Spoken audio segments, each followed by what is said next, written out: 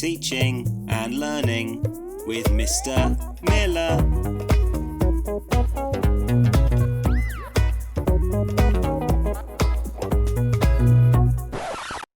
Hey everyone, welcome to Teaching and Learning with Mr. Miller. This is part 2 of the Intro to Photoshop tutorials. Today we're going to be looking at text and typography. So we're going to be adding text onto what we did last time. And this is what we did last time. We just made a couple of background layers which we could choose. I've decided to go with this nice kind of aqua gradient, which I think looked quite nice, a bit watery. Maybe it's a poster for, I don't know, swimming lessons or something, who knows. Now, as the top, we've got our moving tool. That's V, by the way, shortcut V. So if you type V on your keyboard, you'll get the moving tool. We're going to be using the type tool now, though. So if you click on T, hey, you go straight to there. And you've probably noticed that it changes up here as well. So here I've got my typeface. At the moment it's on Courier. I'm not too sure why. I definitely haven't been using Courier. There's my font of the typeface, which is regular. Typeface, by the way, let's just say for the sake of argument, it just means font. Typeface and font is technically different. Don't worry about it. So I've got Courier, I've got regular. Here's my font size, which is 2.28, which is incredibly small. I don't know why I'm writing in that. Let's make that a little bit bigger. I suppose 18 for posters probably going to do us quite well. And then I've got some more options here as well, which I'm not going to use. I can justify it or center it, align it left, right, center, whatever. I've got my, I'm guessing that's my font color. I'm going to go for black, just for this. You can choose a different color. Again, if you're not sure what color, go back onto Adobe Cooler, okay, and get yourselves colors that actually work with it. Just keep in mind that you don't really want to stick with the same color for this. It's going to be really hard to see. I'm just going to write in black though, just because it's going to be a little bit easier to see. But hey, I might play around with that later. You can always change it. Right then, let's choose a typeface and a font. Obviously, there's loads of examples there that you can choose from.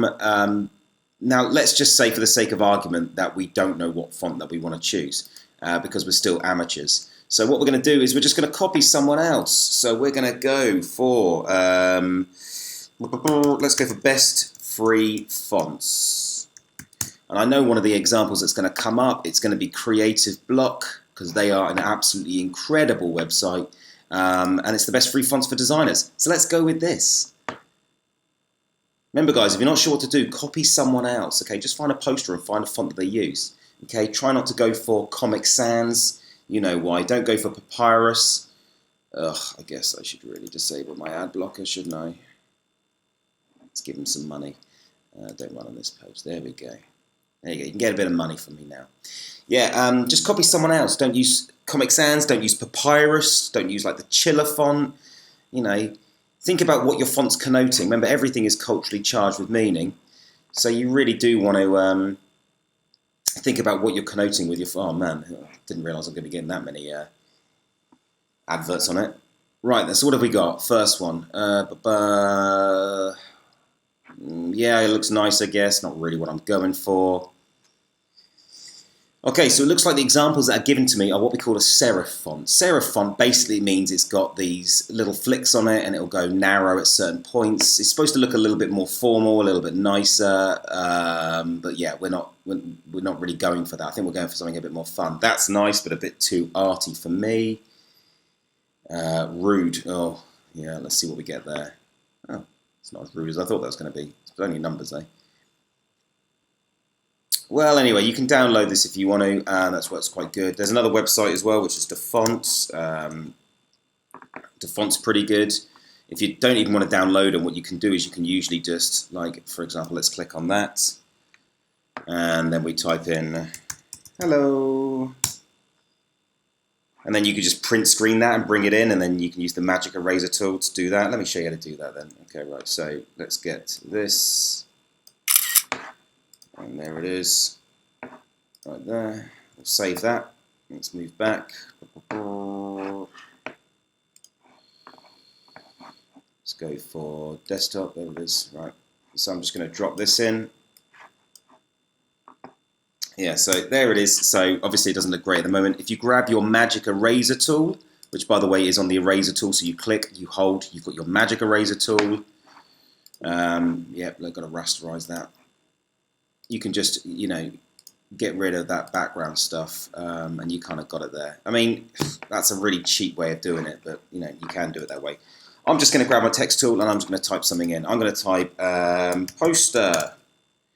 Now it's actually gone for Rockwell, which is a font that I use quite a lot. It's a serif font, which means it's got all the flicks on it and stuff, but it looks quite nice. I think they're trying to go for that, that, what is it? What's the building in New York? Rockefeller Center? Something like that. Sorry, taking some coffee.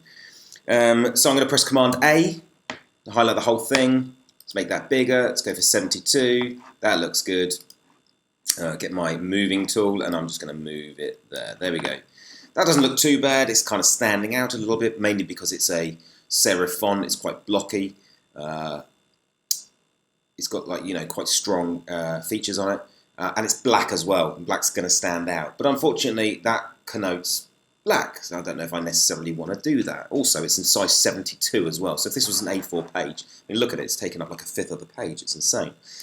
I don't really want all my text to do that. You can kind of line it. Now this is, by the way, this edge is called the bleed, because if we were going to print this out, when we printed it out, you might want to shave the edge off, okay? So this is bleeding over.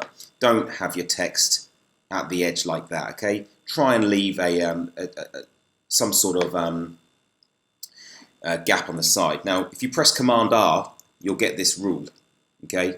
And you can kind of dictate what you want. So, yeah, I kind of want to okay, so I kind of want to move that a little bit more. There we go, that'll work nicely. Okay, that's fine. Obviously, you can use the actual numbers to try and get a precise number. That's going to work fine, though. I'm happy with it. Let's move on. Now, as you can see, what I've got my black text straight onto my background. That's fine if you want that, but you might want to do something else. So what I'm going to recommend you could do, I should say not what I'm going to recommend, what I'm going to suggest you could do, is if you go down here and you can click on your rectangle tool. If you click and hold, you get other shapes as well. The rounded rectangle one's quite nice. I'm just going to use the rectangle tool and I'm going to create a rectangle there, okay? Now, obviously that one's not going to look good. It's black. But I've got my options at the top there. Going to go to Fill, going to choose White, and there we go. Now I've got a white rectangle. Put it underneath. Excuse me, a bit of a sneeze there. In times of Corona, that's a bit worrying. Don't worry, I'm healthy, I'm sure. Okay, so you've got your white rectangle there. Let's move that as we need to. Okay, so that doesn't look too bad. White obviously goes with this colour here, because white is the lightest tint of every colour. Black goes with it, because black is the darkest shade of every colour. So you're always going to be safe with black and white. Just whether it's going to connote what you want, who knows. So I can change this if I wanted to, for example. If I click back on the rectangle tool, then I can change what I've got here. Stroke means outline. So I could give it a nice black outline if I wanted to. You can't really see that. So let's pump up the stroke. There we go. Now, I don't know. I quite like that because it's quite blocky, but you probably won't see that on a professional poster because it's a little bit childlike. Keeping in mind that a good design tip is the smaller the better when it comes to many things, like use negative space. Like if you're just going to write it in huge, with great big blocky bits, and then it looks a little bit childlike, like square peg goes into square hole sort of thing. So you may not want to do that. I'm actually going to keep a stroke, but I'm going to make it a lot less than that. There we go. I'm all right with that. I kind of like what I'm doing there. Best thing about this rectangle tool is if you press Command T. If you remember from last lesson, that's transform. I can resize it if I need to. Not that I need to necessarily because it's it's going over anyway. But also I can rotate it so I can make it a little bit funky. Let's say you're a primary school teacher and you want to give some jaunty angles. There you go. That doesn't look too bad, does it? If you had a logo, for example, you could have the logo there, and I don't know, whatever you want to do. I don't think I want it to be so. Oh no, wrong one. If you ever do something you don't want to do, by the way, just get out of it. Press Command Z. Okay, don't try and fix it. Just Command Z it. That's the equivalent of just backing away. Just back away. So I'm just going to try and there we go. I think that looks alright. I'm happy with that. Could look better. Could look worse. Also, I can duplicate that. So I'm going to click on this and I'm going to press Command J for duplicate.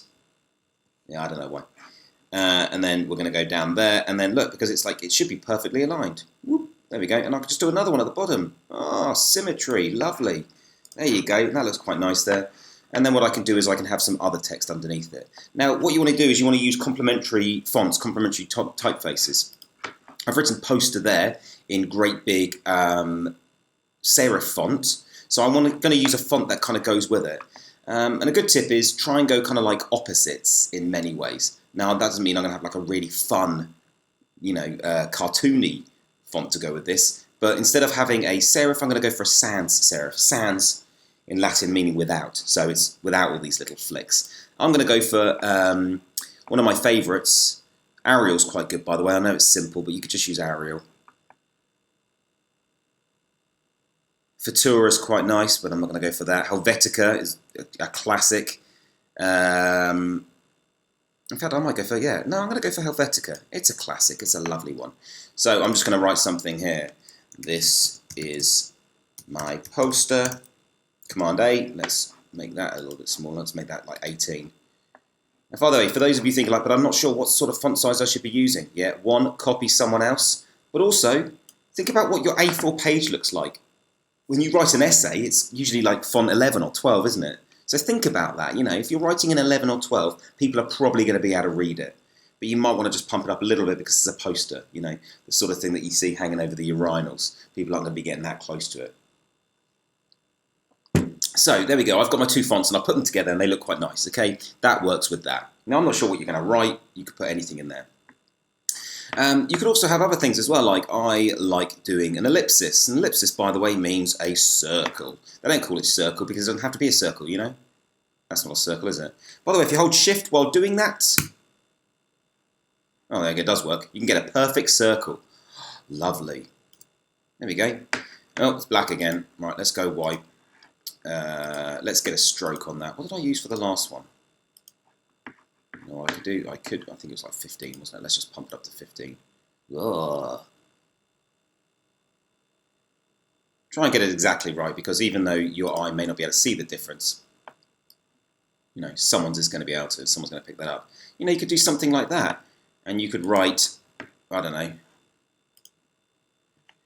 A+.